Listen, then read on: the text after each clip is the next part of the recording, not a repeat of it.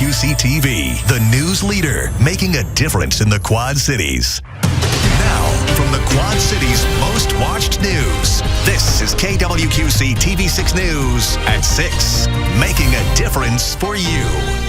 We start your news at 6 with our weather. After a snowy evening, it's been a calmer winter day across the area. Yeah, but don't get used to the calm as we are looking ahead to first alert days for more snow and some brutal cold. Good evening, everyone. I'm William Ingalls. And I'm Sharon DeReek.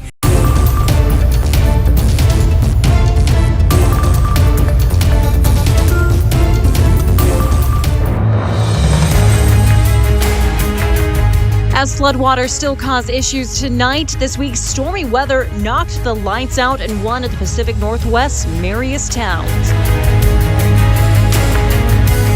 Mild and dry weather are on the way for this weekend, but I am tracking more active weather, more wind and rain for next week. And as time runs out to extend the Affordable Care Act subsidies, how the loss could impact people living right here.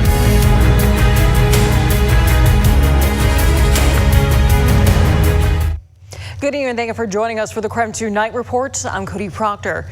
Well, let's get right to the rapid flooding happening in North Idaho that we are tracking tonight. At this hour, the Army Corps of Engineers is on scene here along East Spring Creek Road. According to Clark Fork Fire and Rescue, the emergency route through West Spring Creek is open but deteriorating. Now on Nightside, flooding in North Idaho damages towns and threatens one city's water supply. How communities are coming together to help. And the west side of the state continues to see devastating flooding as well. How Spokane first responders are providing aid. In the first alert forecast, a break from the wet weather for this weekend, but I'm tracking more flooding rains in the first alert forecast. You're watching 4 News Now, Nightside. We panicked. We knew we were in trouble. Shoshone County is still under a state of emergency due to unusual December flooding. Thanks so much for staying up with us tonight. I'm Derek Dice. Water levels initially started to rise along the Coeur d'Alene and St. Joe rivers earlier this week. A flood warning went into effect yesterday and one family had to be evacuated by first responders. Several feet of water covered roads in the Kingston area near the Hooks Landing RV resort.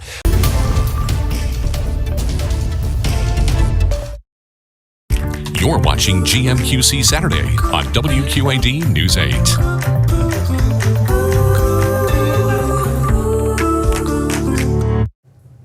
Good morning, Quad Cities. Today is Saturday. We'll make sure I get this right. Oh, yeah. December 13th. December 13th. It's been a long one.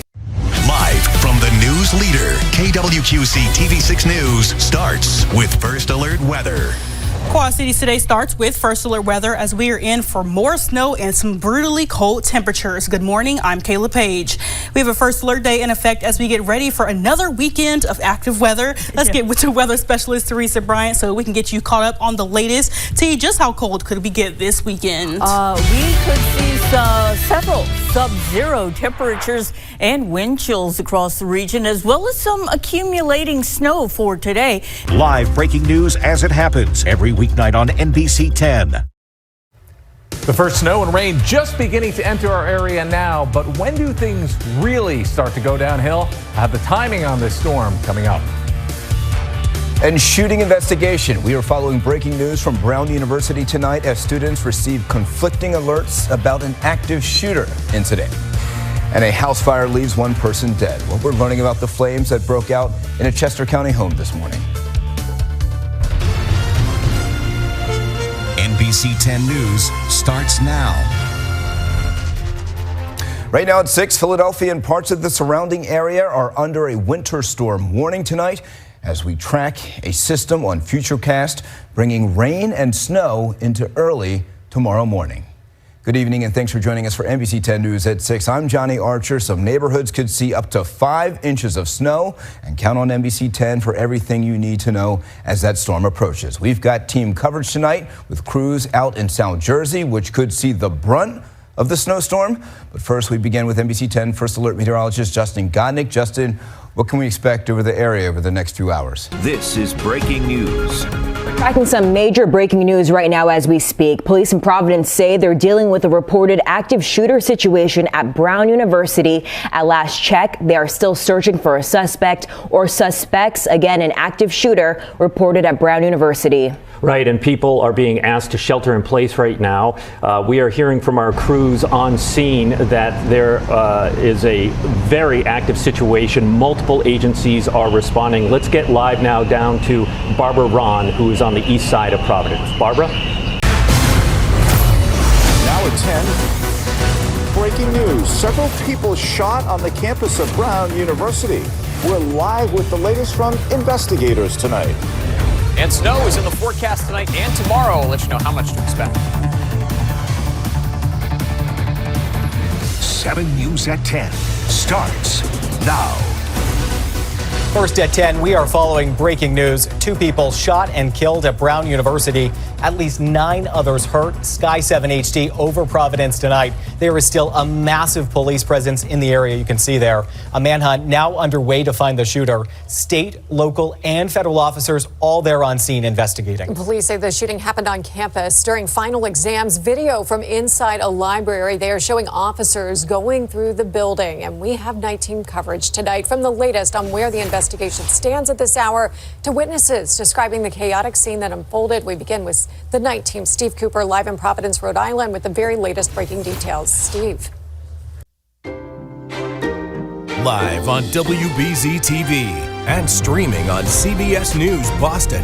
WBZ News starts now with breaking news. Just moments ago, Providence police put out this video of the suspect wanted in a deadly shooting at Brown University. The only description is essentially what you see right here, a man dressed in black. The university remains on lockdown tonight. 2 students are dead, 9 more are wounded, and again, that gunman is on the run. The city of Providence is mourning and in shock tonight. People who live near Brown University have been told to stay inside and not to leave their homes. Thanks for being with us tonight. I'm Lisa Hughes. And I'm Ken McLeod. It was day 2 of final exams there right before the holiday break when gunfire and panic arrived. NBC 10 News starts with breaking news. That breaking news is 7 o'clock on this Sunday morning. I'm Mario Florio. This is a special edition of Weekend Sunrise as we continue to follow the deadly shooting on the campus of Brown University. We are waiting for a press conference to begin at Providence Public Safety Complex with Mayor Brett Smiley, along with Providence Police Colonel Oscar Perez and other leaders involved in this investigation.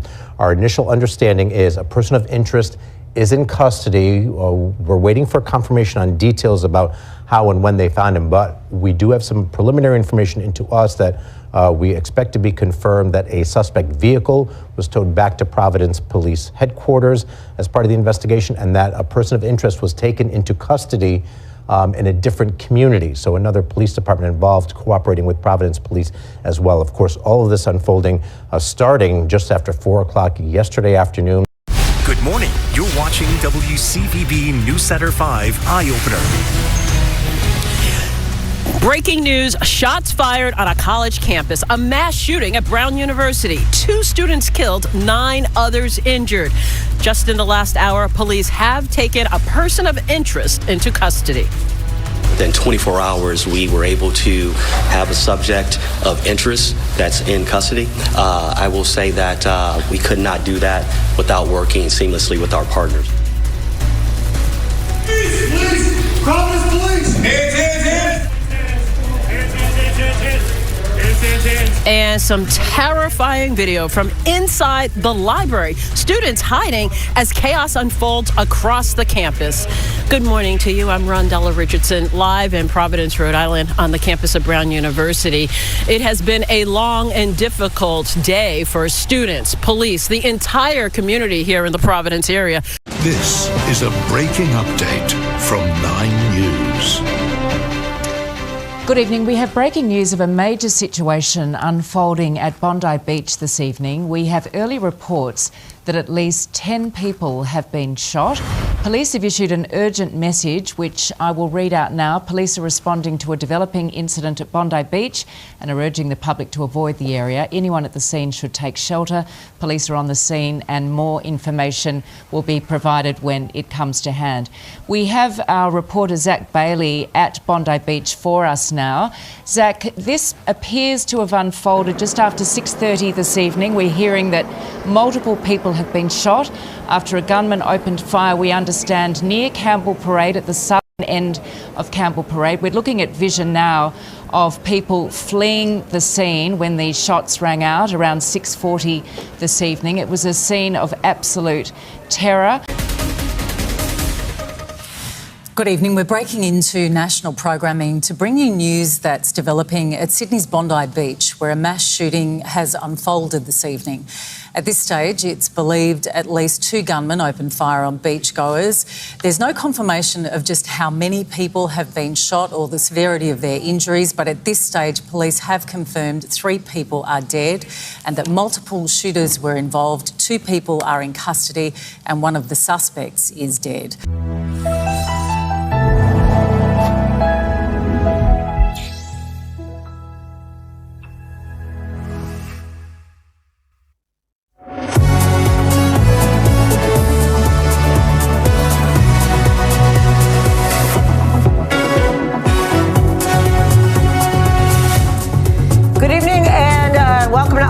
News. I'm Emily Francis. We're starting our coverage tonight with tragic news, a mass shooting at an event leading up to the lighting of the first candle of Hanukkah in Sydney, Australia, killing at least 11 people. Here's what we know at this hour as this story continues to develop. Police say one of the suspects was neutralized. Another has been taken into custody. The search also continues for other potential perpetrators. You can see here aerial footage of the massive scene. It happened in the open air near the famous Bondi Beach in Sydney, Australia, a very popular and packed destination for tourists. Also, from some of the security footage, you're able to see a bystander disarming a gun. Police found an improvised explosive device in a car linked to the said gunman. This is a CBS News special report. I'm Carissa Lawson in New York. We're following breaking news. The Los Angeles mayor's office and the California governor's office both confirm actor and director Rob Reiner and his wife Michelle have died in a, quote, tragic event. Sources tell CBS News the couple were found dead in their home in the West Los Angeles neighborhood of Brentwood.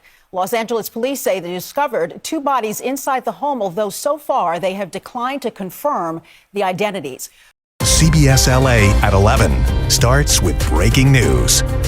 I will always come for you. But how can you be sure? This is true love. You think Mighty Mouse could beat up Superman? What are you, cracked? Mary came over last I went night. over to Sally's last night. Because I was upset that Joe was getting married. One thing led to another. And before I knew it, we were kissing. To make a long story short, we did it. The numbers all go to 11. One louder. Why don't you just make 10 louder and make 10 be the top number and make that a little louder? These go to 11. Hollywood in shock tonight. Legendary director Rob Reiner, who gave us classic films like Stand By Me, When Harry Met Sally, and The Princess Bride, is dead. He and his wife Michelle found dead in their Brentwood home. Tributes, as you can imagine, flowing in from Hollywood and all over the country, a testament to just how much people adored Rob and his work. We're going to share some of those tributes in just a few moments. But the big question tonight is what happened inside their Brentwood home earlier today. So far, investigators are tight-lipped, only saying they are not currently seeking any suspects or persons of interest. We have live team coverage for you tonight. So we'll start with Lori Perez, who is live outside the Reiner home in Brentwood. Lori, where does the investigation stand right now? NBC 10 News starts with breaking news. 6 o'clock on this Monday morning. Thanks for waking up with us. I'm Mario Florio. Here's a look at our top stories. Sometimes you head in one direction and then you have to regroup and go in another. A big turn of events. Person of interest now released. The ongoing search for the suspect involved in the deadly shooting at Brown University continues. How you can help. Plus, we're taking a live look over the city of New Bedford here. A frigid start to the week on top of that snow we had yesterday. AJ's in with his weather alert forecast with how cold it will feel this morning. Special human. Only those that come around once in a lifetime. And remembering the victims, what we've learned about the 2 students killed in this devastating shooting at Brown. So as we come on the air, 6 o'clock on this Monday morning, no one in custody at this time for the Brown University mass shooting that took the lives of 2 students and injured 9 other people. We questioned city and state leaders on the investigation and video evidence that's out there. Let's get right out to NBC 10's Abby Baracavoli live into the scene of the shooting with more on this breaking development. Abby, good morning. Now, live on WBZ TV and streaming on CBS News Boston. This is WBZ News Mornings. Obviously, we have a murderer out there. Breaking news now at 6, a major setback in the investigation into the deadly Brown University shooting overnight. Authorities released the person of interest who they had in custody, saying evidence points in a different direction. There's a lot going on this Monday morning. Good morning, everybody. Thanks for joining us on December 15th. I'm Paula Eben. And I'm Chris Tanaka. Yeah, we do begin with that shocking development, really, in Rhode Island overnight. Investigators say they're still looking for that person seen walking away on surveillance video from the scene of Saturday's shooting. 2 students were killed, 9 others were injured at the Ivy League University.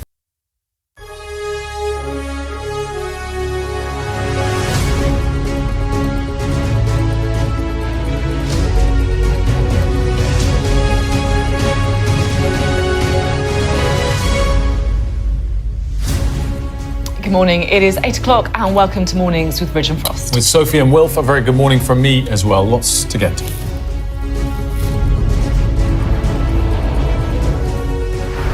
Tributes paid to the victims of the deadly terror attack against Jewish people at Australia's Bondi Beach as officials promise tougher gun laws. A hero in the horror, tackling one of the suspects and stopping more people from being killed. Hollywood filmmaker and actor Rob Reiner and his wife are found dead in their Los Angeles home.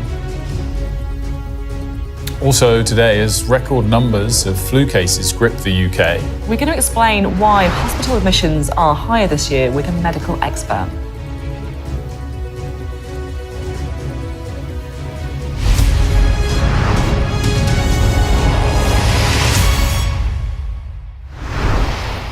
Very good morning to you. People in Australia and all around the world are still reeling over the horrific attack on Jewish people that unfolded on Bondi Beach yesterday.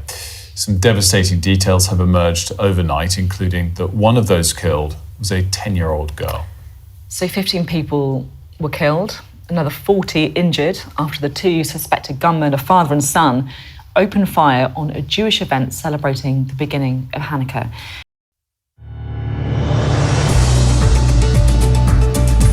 This morning, a nation mourns. Australians gather at vigils across the country to remember those killed in the Bondi terrorist attack.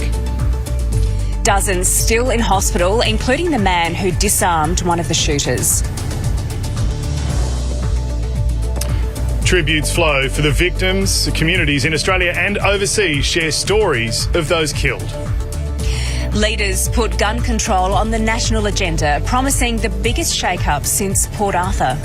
This is targeted, this is ideologically driven, and therefore is a different form of hatred.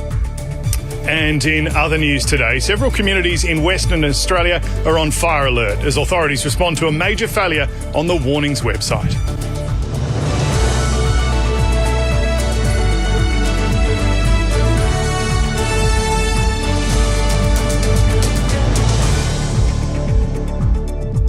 Hello and a very good morning to you. It is Tuesday, the 16th of December. I'm James Glenday. And I'm Emma Rebellato, coming to you from the land of the Gadigal people. You are watching a special edition of News Breakfast. Emotional vigils have been held right across the country and overseas in the wake of Australia's worst mass shooting in decades.